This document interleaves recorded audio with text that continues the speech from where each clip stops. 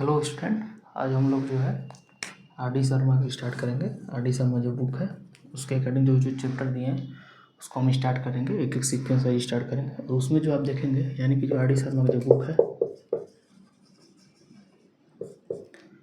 इसमें जो है चैप्टर फर्स्ट यानी कि रिलेशन, तो इसको आज स्टार्ट करेंगे। फिर जो है जैसे जैसे जो चैप्टर आएंगे उसके लिए एक अलग अलग से प्लेलिस्ट आपको प्रोवाइड कराई जाएगी और इसी चैनल प्रोवाइड कराई जाएगी आपके लिए। एक अलग से एनसीईआरटी के लिए अलग प्लेलिस्ट हो गया और ये आर.डी. शर्मा का अलग से प्लेलिस्ट हो जाएगा। तो जो भी स्टूडेंट हो जिनको लगे कि अगर एनसीईआरटी उनके लिए सफिशिएंट नहीं है तो जो है इसको जो है अगर आर.डी. शर्मा जो है उनके लिए अगर ज़्यादा इम्पोर्टेंट है तो आर.डी. शर्मा का प्लेलिस्ट देख सकते हैं। चलिए स्टार्ट करते हैं। रिलेशन यानी कि जो आर.डी. शर्मा बुक है उसमें रिलेशन चैप्टर जो इसको स्टार्ट करेंगे आज।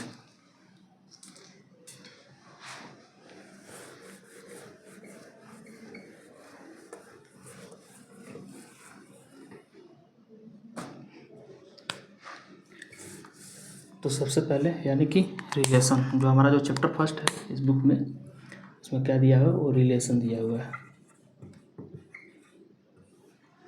और इसमें जो है लेक्चर नंबर फर्स्ट ये है। तो चलिए स्टार्ट करते हैं।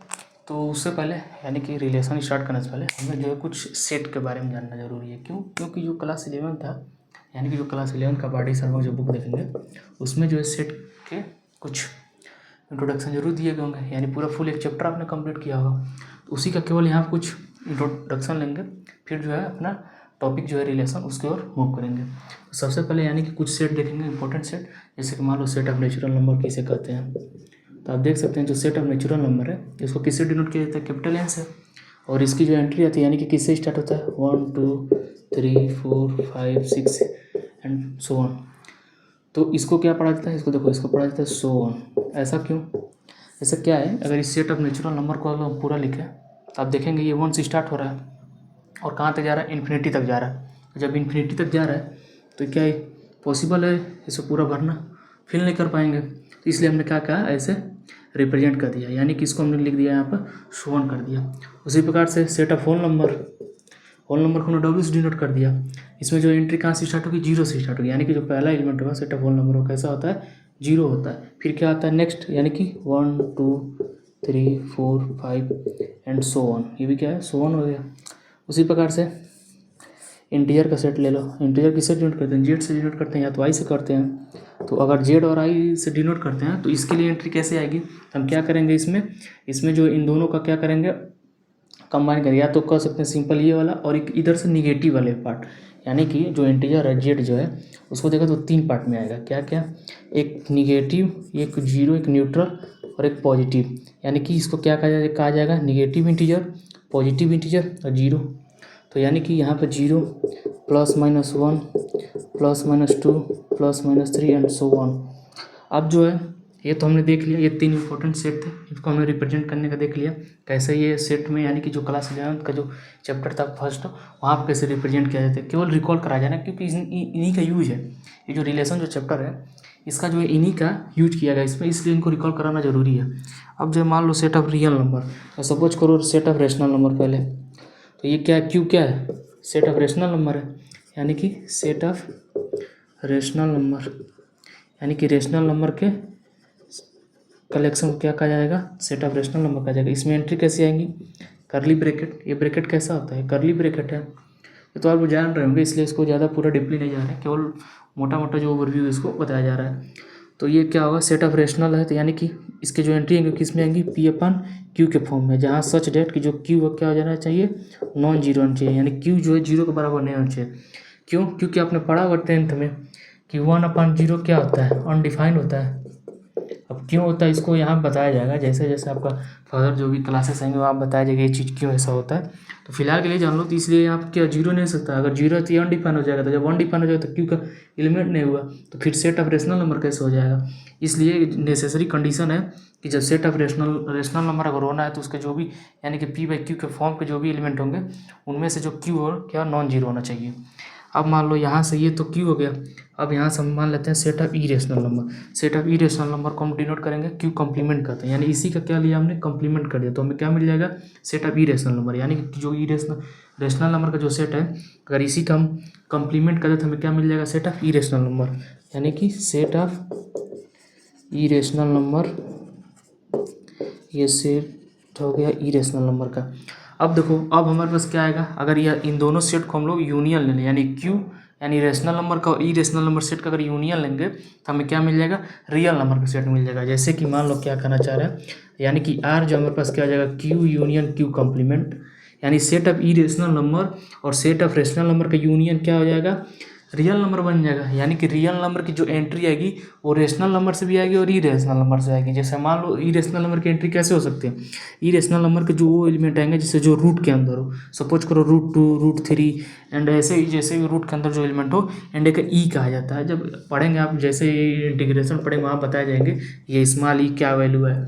जैसे पाई का वैल्यू जानते हैं, पाई का वैल्यू क्या होता है, तो इस टाइप के जो भी यानी कि नंबर आएंगे उन्हें क्या कहा जाएगा, इरेशनल नंबर कहा जाएगा। तो ये इरेशनल नंबर का सेट हो गया। तो इनके भी कलेक्शन को, इनका कलेक्शन और इसका कलेक्शन, यानी जो रेशनल नंबर का सेट का कलेक्शन है, उन दोनों को मिलाकर यानी उन दोनों का अगर यूनियन लेंगे हमें क्या मिल जाएगा, सेट ऑफ रियल नंबर मिल जाएगा। तो ये था कुछ इंपॉर्टेंट सेट जो बहुत ही ज़रूरी था, क्योंकि ये जो चैप्टर स्टार्ट करना है उससे पहले हमें कुछ बेसिक अंडरस्टैंडिंग होनी चाहिए सेट का, जो रिकॉल कर सके। क्योंकि हमें पता है कि आप लोगों ने 11th क्लास में कुछ पढ़ा तो है नहीं, वो तो ऐसे ही, क्योंकि वहाँ पर क्या है, वहाँ पर उतना ईजी तरीके से अगर समझ भी नहीं आया होगा तो फिर भी जो है यहाँ पर जो है केवल जानकारी के लिए पढ़ लीजिए कि ये जो सेट ऑफ नेचुरल नंबर होता है, जो भी 1 से स्टार्ट होती है संख्या, यानी कि इसी को एक और नंबर कहा जा सकता है, यानी कि इसी को एक और नाम दिया जा सकता है। जो सेट ऑफ नेचुरल नंबर है, सेट ऑफ पॉजिटिव इंटीजर, हुआ कि नहीं हुआ था, यानी कि जो सेट ऑफ पॉजिटिव इंटीजर वो भी क्या हो गया, सेट ऑफ नेचुरल नंबर हुआ। देख लो यहाँ पर क्या था, इंटीजर क्या था, 3 पार्ट में बटा, एक निगेटिव एक जीरो एक पॉजिटिव, यानी कि पॉजिटिव इंटीजर ये निगेटिव इंटीजर ये न्यूट्रल वाला होगा। तो यहाँ से हमने क्या किया, यानी कि सेट ऑफ पॉजिटिव इंटीजर यानी कि 1 से स्टार्ट होगा। जब 1 से स्टार्ट होगा तो जाहिर सी बात है ये नेचुरल नंबर ही तो आ गया, यानी कि नेचुरल नंबर किसका सबसेट हो गया, इसका हो गया। ये कुछ थे इंपॉर्टेंट सेट। बाकी जो है आप समझते हैं, जो हमारा रिलेशन जो टॉपिक है उस पर समझते हैं कि उसको कैसे, जो हमारे बुक में जो चीज़ें दी गई हैं उसको रिलेशन को रिलेटेड एंड कुछ और भी कुछ टर्मोलॉजी यूज की गई है इस चैप्टर में, उसको थोड़ा समझते हैं। जैसे कि एक टर्मोलॉजी यूज किया गया Cartesian product of two set. तो ये क्या होता है, ये भी आप लोगों ने 11th क्लास में पढ़ा होगा। जितने भी सेट जो चैप्टर है उसमें सभी ये टर्मोलॉजी यूज हुए हैं, कोई नया नहीं आप लोग के लिए कि ये आप लोग के लिए ज़्यादा इसको समझना पड़ेगा। फिर भी नहीं समझाया तो कोशिश यही करेंगे कि जितना हो सके आपको समझाया जा सके। जैसे देखो क्या कहा हमने, जो आपको बुक है आर डी शर्मा, उसमें आप देखेंगे जो पहला जो टॉपिक है उसमें जो कार्टेशियन प्रोडक्ट ऑफ 2 सेट कहा गया, यानी कि सिंपल का है कार्टेशियन प्रोडक्ट ऑफ सेट। क्या कहा गया है वहाँ पे, Cartesian product of set, Cartesian product of set कहा गया। तो इसको पहले आप देखेंगे बुक में जो डिफिनेशन दिया है उसमें क्या दिया गया है, इसमें क्या मान लो, जैसे वही डिफिनेशन पर देखते हैं फिर इसको अंडरस्टैंड समझते हैं कि क्या होता है। तो मान लो let set A and set B two set, ठीक, the set of all order pair, set of all order pair यानी कि ए कामा बी, ये जो इस टाइप का ऑर्डर पेयर हो तो किस में बिलोंग करे, तो ये क्या कहलाएंगे, set of all order pair A comma B such that A belongs A, यानी जो स्मॉल ए है ये कहाँ का एलिमेंट है, सेट ए का एलिमेंट है, और जो स्मॉल बी ये कहाँ का एलिमेंट है, सेट बी का एलिमेंट है। And small B belongs capital B, तो इज कॉल्ड कार्टेशियन प्रोडक्ट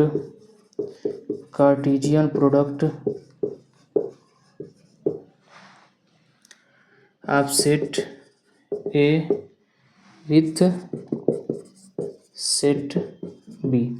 तो क्या कहा गया कि दो हमारे पास सेट, यानी कि दो हमारे पास क्या लिया हमने, 2 सेट मान लिया ए और बी, ठीक।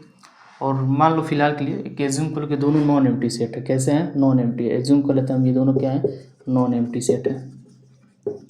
मान लेते फिलहाल एम्प्टी सेट तो जानते हैं ना, यानी कि जो एम्प्टी सेट है उसको किससे डिनोट करते हैं, फाइव से डिनोट करते हैं। और इसके जो एलिमेंट होते हैं क्या होते हैं, फाइव होते हैं, यानी कि वाइड होते हैं। क्या होते हैं, वाइड। इसी को एम्प्टी सेट को क्या कहा जाता है, वाइड सेट भी कहा जाता है। तो फिलहाल के लिए एज्यूम कर लो कि दो सेट हमारे पास वो कैसे है, नॉन एम्प्टी है। जब नॉन एम्प्टी है तो हमने कहा the set of all order pair, यानी कि जब भी जो स्मॉल ब्रैकेट ये जो है स्मॉल वाला ब्रैकेट लगा और उसके अंदर दो एलिमेंट लग जाए इसे, यानी कि ये क्या कहलाएगा, ऑर्डर पेयर कहलाएगा। इसको हम ऑर्डर पेयर पढ़ते हैं, क्या कहते हैं, ऑर्डर पेयर कहते हैं। और यहाँ पे जो फर्स्ट एलिमेंट है, यानी कि जो इस ऑर्डर पेयर के अंदर जो फर्स्ट एलिमेंट है वो सेट ए का, यानी कि जो सेट फर्स्ट होगा उसका एलिमेंट होगा। यानी कि ये किसका एलिमेंट होगा, फर्स्ट सेट का एलिमेंट है, फर्स्ट सेट का एलिमेंट होगा। और जो सेकेंड वाला है, यानी कि जो सेकेंड इस ब्रैकेट के अंदर जो सेकेंड एलिमेंट है वो सेकेंड सेट का एलिमेंट होगा, यानी कि सेकेंड सेट का ना, सेट का एलिमेंट होगा। ये तो ऑर्डर पेयर था, ये तो आपको क्लास 11th में बताया गया है, लेकिन फिलहाल बस समझ लो कि ऑर्डर पेयर को कभी भी हम लोग इस तरह, यानी ऑर्डर पेयर के लिए आपको दो एलिमेंट तो कंपलसरी होना जरूरी, तभी आप ऑर्डर पेयर बना सकते हैं दो एलिमेंट के साथ। और उसमें दो एलिमेंट अगर आ रहे हैं तो यानी कि जो फर्स्ट एलिमेंट है, यानी कि जो इस ऑर्डर पेयर में जो फर्स्ट एलिमेंट है ये कहाँ से आएगा, सेट जो फर्स्ट होगा उससे आएगा। और जो सेकेंड एलिमेंट है ये कहाँ से आएगा, जो सेकेंड सेट है उससे आएगा। तो ये था ऑर्डर पेयर। अब ये तो हो गया, यानी कि अब हमने क्या देखा, the set of order pair, यानी कि जितने भी set of all order pair हैं सच डेट, यानी कि सच डेट, ये देखो क्या कहा गया कि जो ए है, यानी कि जितने भी ए हैं वो कहाँ से आएंगे, यहाँ पर तो हमने दो सेट एज्यूम किए, तो मान लेते हैं जो ए स्मॉल ए कहाँ से आ रहा है, सेट ए से आएगा। उसी प्रकार से जो स्मॉल बी ये कहाँ से आएगा, सेट बी से आएगा। तो हमने क्या कहा, जो ये ए कहाँ से आ रहा है, फर्स्ट सेट का एलिमेंट होना चाहिए, यानी फर्स्ट सेट क्या है, कैपिटल ए, यानी कि ये ए किसका एलिमेंट हो गया, इसका हो गया। और ये बी किसका एलिमेंट हो गया, इसका हो गया। अब इसको कहा जाएगा कि Cartesian product of set A with set B. तो ये हम इस जब भी इस टाइप का ऑर्डर पेयर हमें मिलेगा, यानी दो सेट के बीच में, तो हम क्या कहेंगे, और उससे कार्टेशियन प्रोडक्ट कहते हैं। अब इसको डिनोट कैसे करते हैं, ये तो डिफिनेशन हो गया सिंपल। आपने ये देखा कि ये तो डिफिनेशन है ना, कि दो सेट अगर हमारे पास दिए हुए हैं, उनके जो ऑर्डर पेयर का अगर हमने ऐसे एसोसिएट किया है ऑर्डर पेयर के साथ कि उनका क्या मिल जा रहा है, हमें कार्टेशियन प्रोडक्ट मिल जा रहा है। जैसे मान लो तो डिफिनेशन हो गया। अब इसको डिनोट कैसे करेंगे, तो it is denoted by A cross B. देखो ए क्रॉस बी कभी भी, यानी कि दो सेट है, दो सेट का आपस में प्रोडक्ट करेंगे तो क्या कहेंगे, ए क्रॉस बी कहेंगे। तो इससे हम लोग क्या कहते हैं, कार्टेशियन प्रोडक्ट को इस सिंबल से रिप्रेजेंट करते हैं, यानी दिखाते हैं। तो ये था, यानी कि कार्टेशियन प्रोडक्ट केवल डिफिनेशन था, और जो कैसे रिप्रेजेंट करते हैं। अब थोड़ा सा इसमें कुछ एग्जाम्पल लेते हैं। जो हमारा बुक है, यानी कि जो आर.डी. शर्मा का जो बुक है, केवल उसी के लिए कंटेंट है, और उसमें इसके जो भी एग्जाम्पल दिए गए हैं या जो भी एक्सरसाइज दी गई हैं, केवल वही एक्सरसाइज कराई गई, मतलब कि ऑड इवन करके क्वेश्चन कराए जाएंगे, जिससे कि आप कुछ सॉल्व करें। और सभी क्वेश्चन आपको सोल्यूशन प्रोवाइड करा दिया जाएंगे तो आप कुछ करेंगे नहीं। लेकिन ये है कि जरूर है आपके लिए कि जो कंसेप्ट समझाएंगे, यानी कि जो भी टर्मोलॉजी है जो आपके चैप्टर में जिस चैप्टर में रहेंगे उसको इतनी डीपली समझाया जाएंगे कि आपको डाउट ना रहे। जैसे यहीं देखो हमने क्या किया, कार्टेशियन प्रोडक्ट है, तो ये तो 11th क्लास में पढ़े हो, इसलिए इस पर हमने ज़्यादा टाइम वेस्ट नहीं कर रहे हैं। अगर इस पर भी टाइम वेस्ट करने जाए फिर 11th क्लास में आपने क्या पढ़ा, इसलिए हमने केवल जो है केवल मोटा मोटा केवल ओवरव्यू दे रहे हैं इसको, कि आप समझे कि कार्टेशियन प्रोडक्ट क्या होता है। जो आपको बुक में दिया है उसी के अकॉर्डिंग ये बताया जा रहा है। नहीं तो इसको अगर हम पूरा ओपन करने बढ़ जाए तो आपको 11th क्लास का पूरा बताना पड़ जाएगा, तो वो तो पॉसिबल है नहीं। अगर वही 11th क्लास का सेट पढ़ाने लग जाए तो केवल उसी को आई थिंक लगता है कि 5 to 6 क्लास लग जाएंगे। तो फिर ये रिलेशन कब कंप्लीट होगा, यानी कि पूरा जो आर.डी. शर्मा का जो बुक का जो रिलेशन चैप्टर है, ये तो हमें लगता है यानी कि 10 to 15 लेक्चर लेगा। तो 10 to 15 लेक्चर में केवल एक चैप्टर कंप्लीट होगा, तो फिर अदर चैप्टर का क्या हाल होगा। इसलिए बेसिक है, कुछ आपको 11th क्लास से आपको पढ़ने पड़ेंगे, लेकिन जो है कुछ बताया जा रहा है बेसिक आप समझते रहिए, फिर करते रहिए। जैसे मान लो यहीं पर क्या कहा हमने, कार्टेशियन प्रोडक्ट का, तो आपको समझ में आ गया होगा कि कार्टेशियन प्रोडक्ट के लिए दो सेट तो होना कंपलसरी है, तभी कार्टेशियन प्रोडक्ट हो पाएगा, अदरवाइज पॉसिबल ही नहीं है। या तो सेट खुद इटसेल्फ भी हो सकता है, यानी बी की जगह ए हो सकता है, यानी इटसेल्फ हो सकता है, तभी कार्टेशियन प्रोडक्ट निकल जाएगा। और अगर मान लो दोनों सेट क्या हो जाए, एम्प्टी हो जाए, तभी कार्टेशियन प्रोडक्ट आएगा। अगर कोई एक एम्प्टी हो जाए तभी कार्टेशियन प्रोडक्ट आएगा। तो ये तो डिपेंड करता है ना कि सिचुएशन क्या उसमें दिया हुआ है दो सेट के लिए। यहाँ पर दो सेट हमने एज्यूम किया, तो हमने नॉन एम्प्टी के लिए तो कार्टेशियन प्रोडक्ट डिफाइन किया ये वाला। अगर एम्प्टी सेट आ जाएगा तब क्या करेंगे, वो आप कब देखिएगा एम्प्टी सेट के लिए क्या होगा। सपोज करो ए अगर एम्प्टी हो जाए और बी भी एम्प्टी हो जाए, यानी कि ए और सेट और बी सेट जो दोनों एम्प्टी हो जाते हैं, यानी कि ए क्रॉस बी क्या आएगा बताओ, 5 तो आएगा।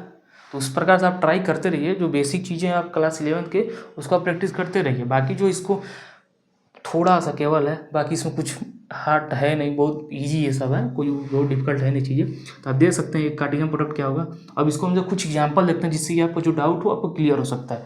जैसे मान लो हमें कार्टेशियन प्रोडक्ट कुछ अगर एग्जांपल देखना हो तो हम ये देख सकते हैं।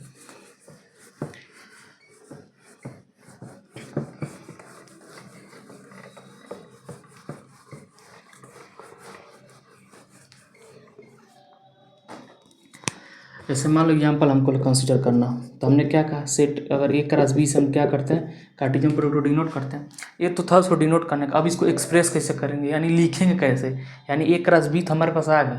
सपोज करो हमारे पास सेट ए है, सेट ए हम मान लेते हैं। सपोज करो सेट ए के पास 1, 2, 3 एलिमेंट है और सेट बी के पास एलिमेंट है एक्स और वाई है। सपोज करो ये एलिमेंट हमारे पास, हमने क्या कहा ए क्रॉस बी लिखना है, यानी कि कार्टेशियन प्रोडक्ट बताना दोनों सेट का। अब इसको लिखें कैसे, ये तो था कि दो सेट अगर दिए हैं तो उनका हम कार्टेशियन प्रोडक्ट कैसे बनाएंगे। तो ये तो आपने देख लिया कि दो सेट का कार्टेशियन प्रोडक्ट कैसे करते हैं, यानी कि जो इसके है, यानी कि ए कमा बी, यानी कि इस टाइप का ऑर्डर पेयर हमें मिलना चाहिए। यानी कि ऑर्डर पेयर में कार्टेशियन प्रोडक्ट का जो है, जो एंट्री आएगी किस फॉर्म में आएगी, ऑर्डर पेयर के एलिमेंट के फॉर्म में आएगी। तभी नहीं हो पाएगा क्योंकि दो सेट का प्रोडक्ट लिया जा रहा है। तो दो सेट का प्रोडक्ट लिया तो जाहिर सी बात है कि ऑर्डर पेयर एग्जिस्ट करेगा। एक तो वो पेयर आएगा नहीं, इसलिए यहाँ पर ऑर्डर पेयर एग्जिस्ट करेगा। देखो अब मान लो यहाँ पर हमें बनाना है इसका, तो कर्ली ब्रैकेट का यूज करेंगे। सेट के फॉर्म में रख रहे हैं तो जाहिर सी बात है कर्ली ब्रैकेट आएगा। तो एक क्रॉस बी बताना है, तो जब एक क्रॉस बी बताना है तो आप ये देख सकते हैं कि हम इसको कैसे सॉल्व करेंगे। एक क्रॉस बी के लिए आपको ये सब चीज़ें जो क्लास 11 में बताए गए, जो भी एक एलिमेंट है सेट ए का, जो भी एलिमेंट है सेट बी के सभी एलिमेंट के साथ उनको एसोसिएट करिए, जितने भी एलिमेंट हैं। एक एलिमेंट है तो एक एक एलिमेंट को एक एक एलिमेंट को सेट बी के हर एक एलिमेंट के साथ एसोसिएट करते जाओ। फिर जो है सेकेंड एलिमेंट यानी सेट ए के जो फर्स्ट एलिमेंट को एक एक एलिमेंट के साथ बी के साथ एसोसिएट करो सेट बी के, और सेकेंड जो एलिमेंट है सेट ए का सेट बी के हर एक एलिमेंट के साथ एसोसिएट करो। जैसे मान लो यहाँ पर देखो फर्स्ट है तो फर्स्ट का जैसे ये एलिमेंट 1 जो है कहाँ का एलिमेंट है, सेट ए का, इसको हमने इसके साथ भी एसोसिएट किया फिर इसके साथ भी एसोसिएट किया। तो ऑर्डर पेयर में एग्जिस्ट करना है, यानी कि पहले इसके साथ फिर इसके साथ, यानी कि 1, फिर 1, अब देखो सेकेंड एलिमेंट पर आओ, ये जो सेकेंड एलिमेंट है इसी सेट ए में, यानी ये भी इसके साथ आएगा, यानी कि ये क्या हो जाएगा, ये हो जाएगा 2, और 2, अब ये जो थर्ड एलिमेंट है सेट ए में, यानी कि ये कितना आ जाएगा 3, 3, ये तो कार्टेशियन प्रोडक्ट हो गया। आपने देख लिया कि जो कार्टेशियन प्रोडक्ट है दो सेट का, कैसे दो सेट का कार्टेशियन प्रोडक्ट किया जाता है आपने देख लिया। तो मान लो अगर हमें लिखना हो इसको, मैथमेटिकल जो डिफिनेशन था कार्टेशियन प्रोडक्ट का उसके फॉर्म में हमने रिप्रेजेंट किया कि एक क्रॉस बी को क्या कहता है, Cartesian product of two set है। अब इसी को हमें मैथमेटिकल फॉर्म में लिखना हो, यानी कि ये तो हमने इसको एक्सप्रेस कर दिया इस तरह। अगर इसी को हमें जो डिफिनेशन तो उससे अकॉर्डिंग लिखना हो, अगर इसने इस चीज़ को तो हम क्या लिख देंगे, यानी कि जो एक क्रॉस बी है उसको लिख सकते हैं A, B, यानी कि ऑर्डर पेयर के एलिमेंट आएंगे सच डेट जहाँ ए है, ए कहाँ से आएगा, सेट ए से, यानी जो फर्स्ट एलिमेंट है इस ऑर्डर पेयर का वो कहाँ से आ रहा है, सेट जो फर्स्ट एलिमेंट जो फर्स्ट सेट है उससे आ रहा है। फिर जो है सेकेंड एलिमेंट है इस ऑर्डर पेयर में वो कहाँ से आ रहा है, सेकेंड सेट से आ रहा है। यहाँ पर सेकेंड सेट क्या है, बी है, अब फर्स्ट सेट क्या है, ए है। तो यहाँ आप देख सकते हैं जो ऑर्डर पेयर हमें मिल रहा है, यानी कि हमें जो इस कार्टेशियन प्रोडक्ट का दो सेट का जो कार्टेशियन प्रोडक्ट लिया है इसके जो एंट्री किस फॉर्म में ऑर्डर पेयर में आएंगी, और इसमें जो फर्स्ट एलिमेंट हो कहाँ से आएगा, सेट फर्स्ट से आएगा। यानी यहाँ सेट फर्स्ट क्या है, कैपिटल ए है, यानी कैपिटल ए तो सेट है। यहाँ पर सेकेंड सेट क्या है, कैपिटल बी है, और सेकेंड एलिमेंट कहाँ से आएंगे, सेकेंड इस सेट से आएंगे। तो ये थे कुछ कार्टेशियन प्रोडक्ट के डिफिनेशन थे और कुछ ये एग्जाम्पल थे, और ये उसको जो है रिप्रेजेंट ऐसे किया जाता है और एक्सप्रेस उसको ऐसे किया जाता है। जो मैथमेटिकल डिफिनेशन था उसके अकॉर्डिंग ये कर सकते हैं, और यहीं से हमें कंसिडर करके लिखना है, यानी कि जितने भी एलिमेंट है सेट एक है सब पे एक चेक करके देखना है और उनको एक एक ऐसे एसोसिएट करके लिखना है। अभी जैसे ही आप किया गया ना कार्टेशियन प्रोडक्ट ऑफ दो सेट है, ये क्रॉस बी वैसे करके हर एक जो जहाँ भी दो सेट का कार्टेशियन प्रोडक्ट करेंगे आपको ऐसे ही करके लिखना है। तो ये थे कुछ कार्टेशियन प्रोडक्ट के एग्जांपल और डिफिनेशन देख लिया आपने। अब थोड़ा सा हम समझते हैं कि रिलेशन है क्या, जो हमारे जो बुक है आर डी सर उसे देखिए रिलेशन दिया क्या, यानी कि रिलेशन है क्या। चलो इसको देखते हैं। तो अगर इसको देखें जो रिलेशन है,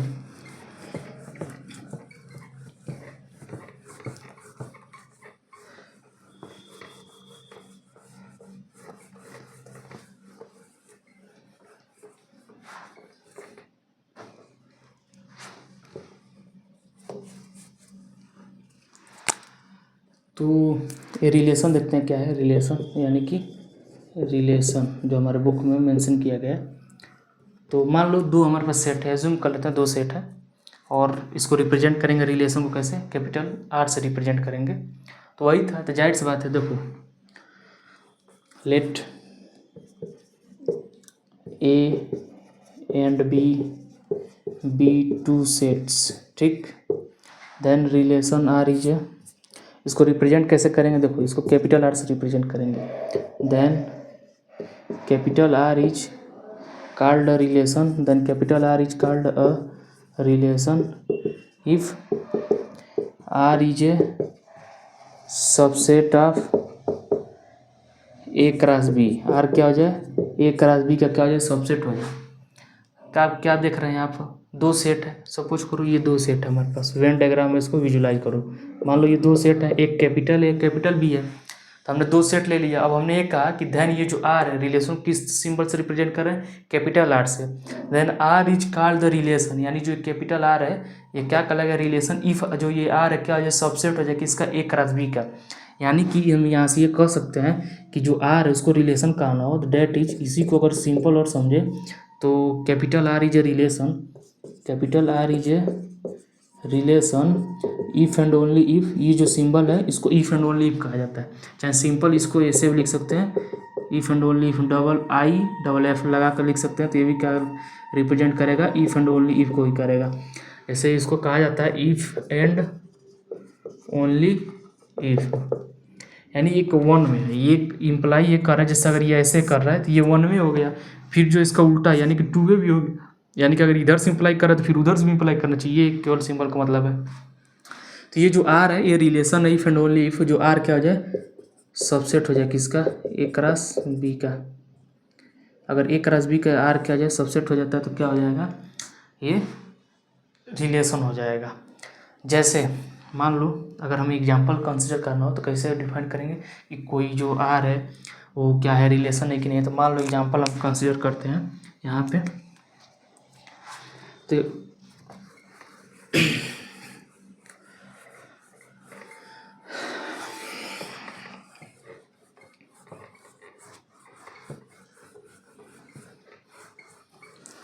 मान लो दो सेट है हमारे पास, दो सेट होना तो जरूरी है तभी ना रिलेशन डिफाइन कर पाएंगे। क्यों, क्योंकि हमने क्या कहा, ये कार्टेशियन प्रोडक्ट था, यानी कि यार किसका सबसेट है, दो कार्टेशियन प्रोडक्ट का। तो यानी कि हमने एज्यूम कर लिया दो सेट, मान लो सेट ए जो है हमारे पास, सेट ए है 1 2 3 है, सेट बी हमारे पास एक्स कामा वाई है, सेम जो सेट लिया था वही है। अब यहाँ पर हम डिफरेंट रिलेशन डिफाइन किए हैं, आपको बताना है कि ये रिलेशन है कि नहीं है। सपोज करो R1 एक रिलेशन है, इस सेट पर हमने डिफाइन किया है।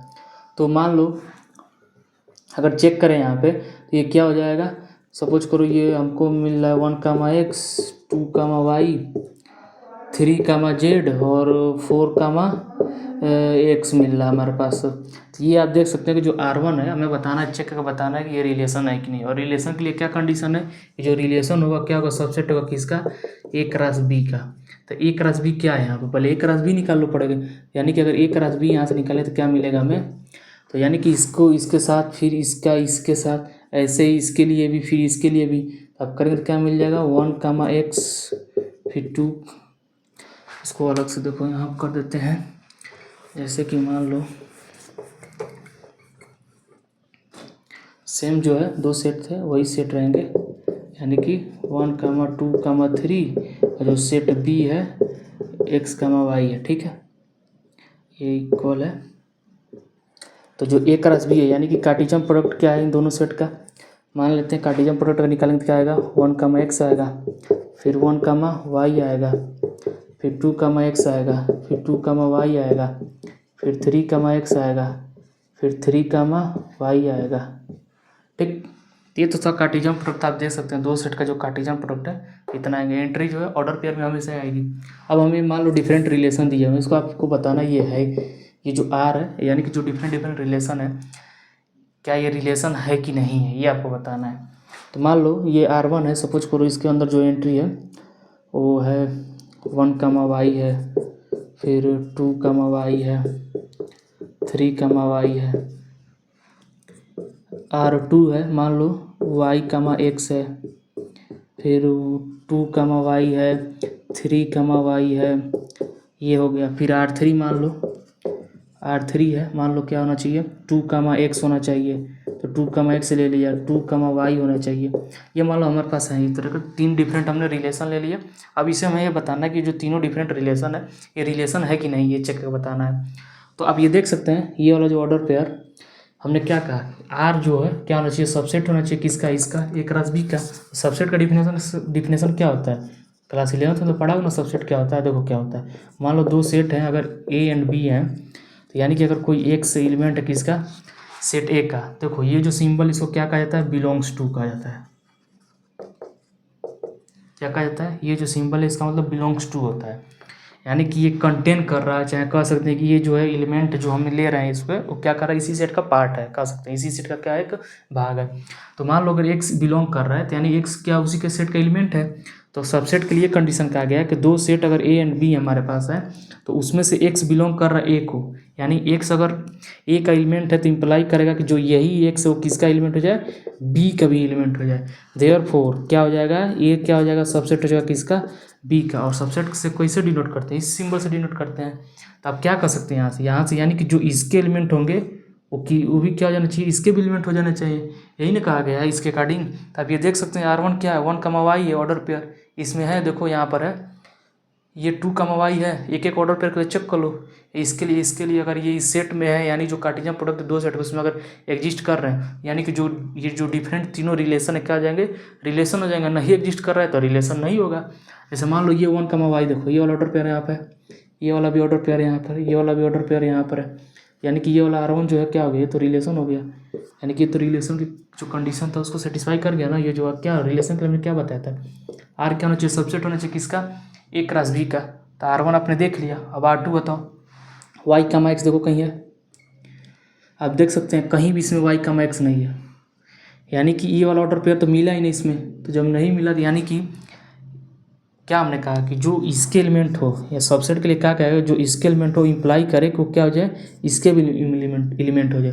यानी कि अगर वाई कामा एक्स अगर R1 में है, R2 में है, तो ये डजंट इम्प्लाई कर रहा है क्या, कि Y comma X does not belongs to A cross B. देख लिया, यानी कि ये वाला जो ऑर्डर पेयर है वो इस R2 में रिलेशन में है, लेकिन ये इम्प्लाई कर रहा है कि डज नॉट इम्प्लाई डेट कि ये वाला ऑर्डर पेयर क्या होना चाहिए, इसमें नहीं है। तो यानी कि ये वाला क्या हो गया, ये R2 क्या होगा, रिलेशन ही नहीं होगा, ये तो कंडीशन डज नॉट आ गया ना, इम्प्लाई करना चाहिए था। R3 देखो 2 कमा एक्स है, 2 कमा वाई ऑर्डर पेयर है, यानी ये है, यानी कि R3 क्या होगा, रिलेशन हो गया। तो ये था रिलेशन, और कुछ उसके ये एग्जाम्पल भी देख सकते हैं क्या होगा, R1 R2 R3 थे। बाकी जो रिलेशन कुछ इतना बहुत बड़ा टॉपिक नहीं है, लेंदी नहीं है, बहुत ईजी टॉपिक है। इसको आप ऐसे ऐसे समझते चलेंगे, एक एक एग्जाम्पल का समझते चलेंगे, बहुत ईजी है। चलिए अब कुछ और कुछ और इम्पोर्टेंट कॉन्सेप्ट देखते हैं इसी रिलेशन में। जैसे मान लो आपका जो बुक है उसमें दिया है, उसके अकॉर्डिंग आप देख सकते हैं।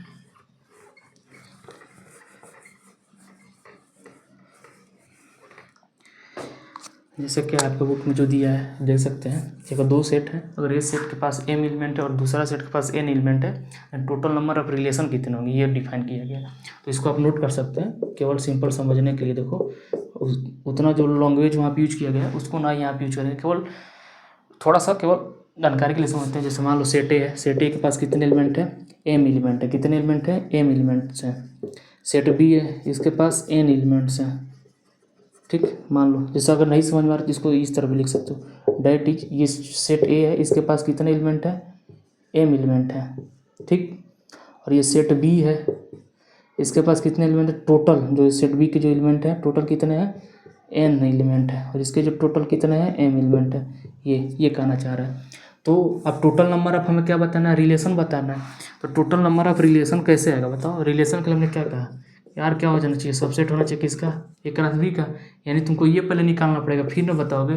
तो ए क्रॉस बी यहाँ से क्या आएगा बताओ, ये सब 11th में बताया गया है। तो जो टोटल नंबर ऑफ एलिमेंट जो सेट ए के हैं, टोटल नंबर ऑफ एलिमेंट जो सेट बी के हैं, उनका क्या कर दो, प्रोडक्ट कर दो, यानी कि मल्टीप्लाई कर दो। तो अगर सेट ए है, इसके एलिमेंट क्या एम है, एन है, सेट बी के, यानी कि कितने हो जाएंगे, यानी ए क्रॉस बी में कितने एलिमेंट आएंगे, m n एलिमेंट आएंगे।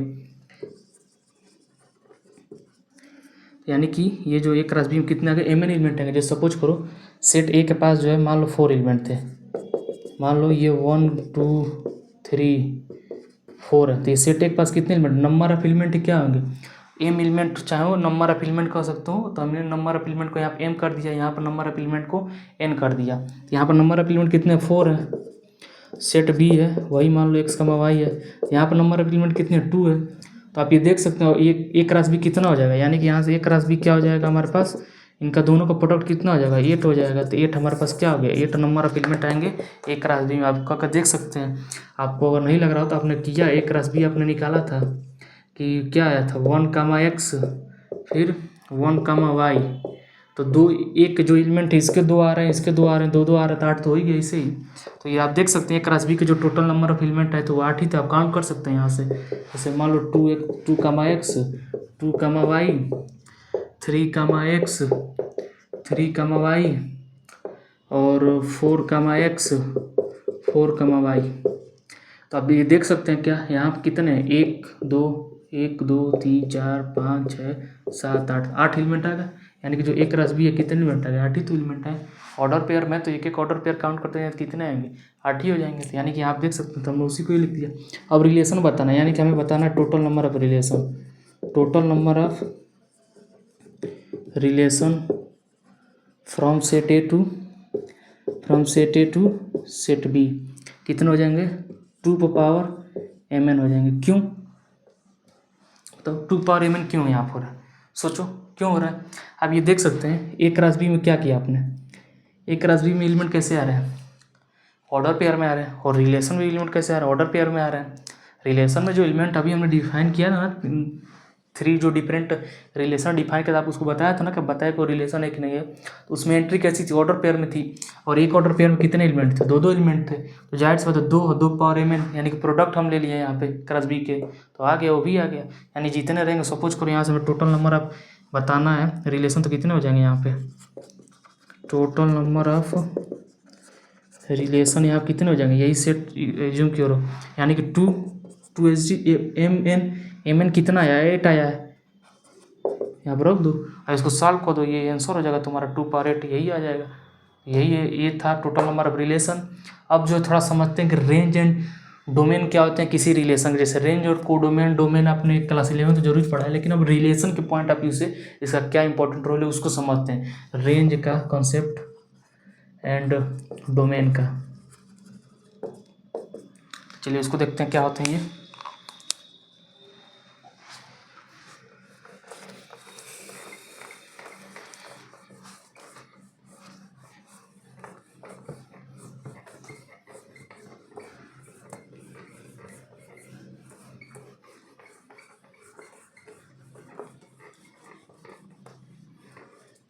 तो अगर रेंज और डोमेन समझे कंसेप्ट रिलेशन के लिए तो क्या होते हैं उसको देखो। जैसे मान लो पहले देखते हैं domain of range, domain of relation, domain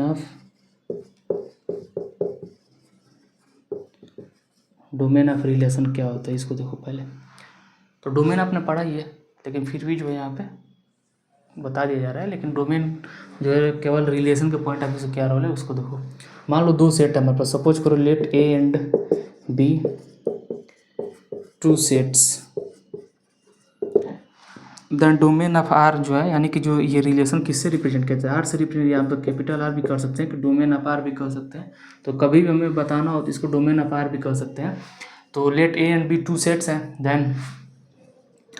then यहाँ पे कह सकते हैं then all the first component, यानी कि all the first component of relation यानी कि आर इज कॉल्ड डोमेन। क्या कहलाएगा, डोमेन कहलाएगा। इसी को अगर सिंपल और समझना चाहते ये कह सकते हैं that is domain is equal to क्या कह देंगे, फर्स्ट कंपोनेंट। किसका फर्स्ट कंपोनेंट, आर का, यानी जो फर्स्ट कंपोनेंट होगा उसी क्या कहेंगे, डोमेन कहेंगे। जैसे एग्जांपल के लिए कह सकते हैं, आप कंसिडर कर सकते हैं। मान लो सेट ए था हमारे पास, क्या था 1 2 3 था। सेट बी क्या था, एक्स कमा वाई था। ए क्रॉस बी क्या था यहाँ पे, एक राशि भी हमारे पास मान लेते हैं जो भी था, यानी कि 1, x है, फिर 1, y है, 2, x है, फिर 2, y है, फिर 3, x है, फिर 3, y है। ये एक राशि भी था हमारे पास।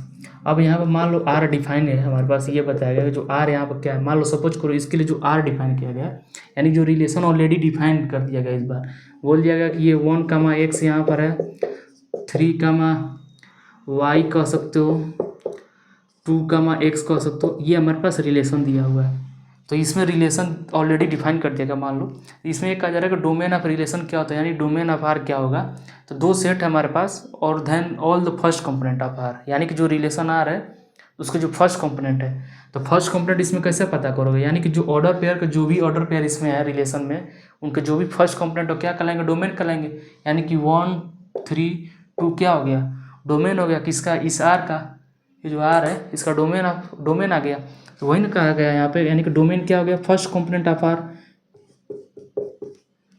तो यहाँ से डोमेन हमें क्या मिल जाएगा, यानी कि जो डोमेन ऑफ आर क्या मिल जाएगा, ये जो डोमेन ऑफ आर हमें ये मिल जाएगा कि क्या मिल जाएगा, सेट के फॉर्म में आएगा। वो भी कलेक्शन है, तो यहाँ आप लिख सकते हैं then set of all the first component of relation. तो ये 1, 2, 3 एक सीक्वेंस में कर लिया।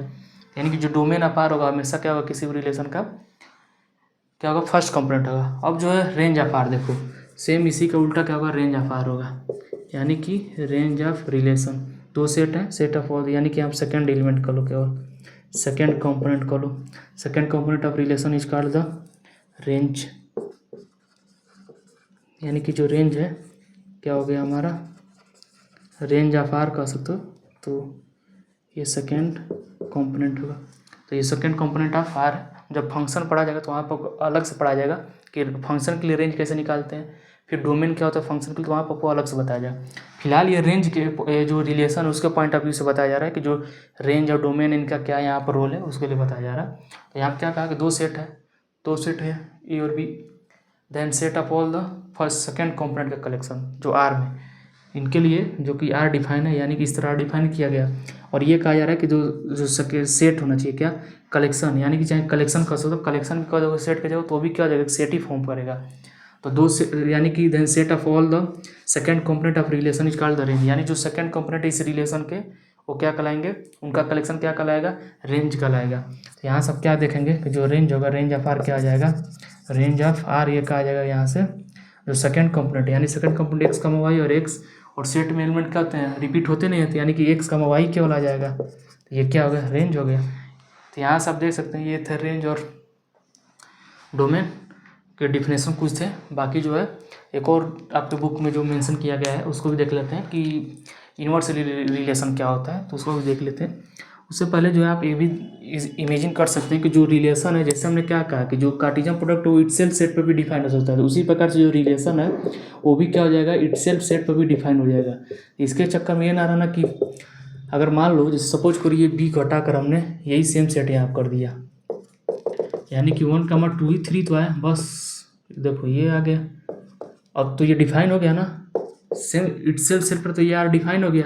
सपोज करो यहाँ पर 1, 1 कर लिया, 3, 3 कर लिया, 2, 2 कर लिया, 1, 1, 2, 3, 3, यही मान लो हमारे पास आर डिफाइन हो, यही मान लेते। तो ये यार देखो क्या इसका सबसेट नहीं, इस कार्टेशियन सेट का है ये, बस यहाँ पे एक्स की जगह पर मान लो 1 कर लो, फिर इसको 2 कर लो, और 1 को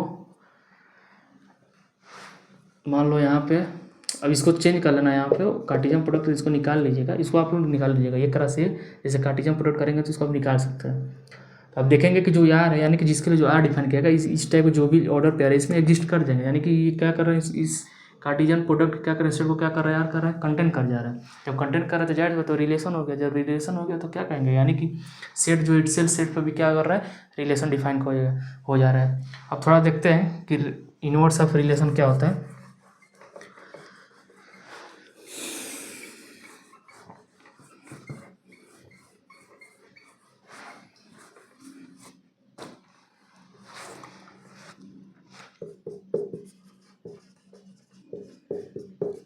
इनवर्स ऑफ रिलेशन, तो ये इनवर्स ऑफ रिलेशन इसको रिप्रेजेंट ऐसे कहता है, जैसे ये आर था तो आर को हम क्या लेंगे, ऐसे लगा देंगे केवल, तो इनवर्स खाना आएगा।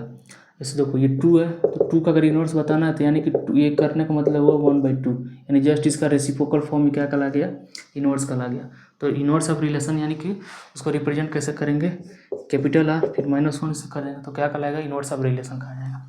तो वही सेम रहेगा, कोई अलग नहीं रहेगा। जैसे मान लो अभी सिंपल हम कहाँ से कहाँ डिफाइन कर रहे थे, जैसे मान लो 2 सेट है, let A and B 2 sets, ठीक। Then inverse relation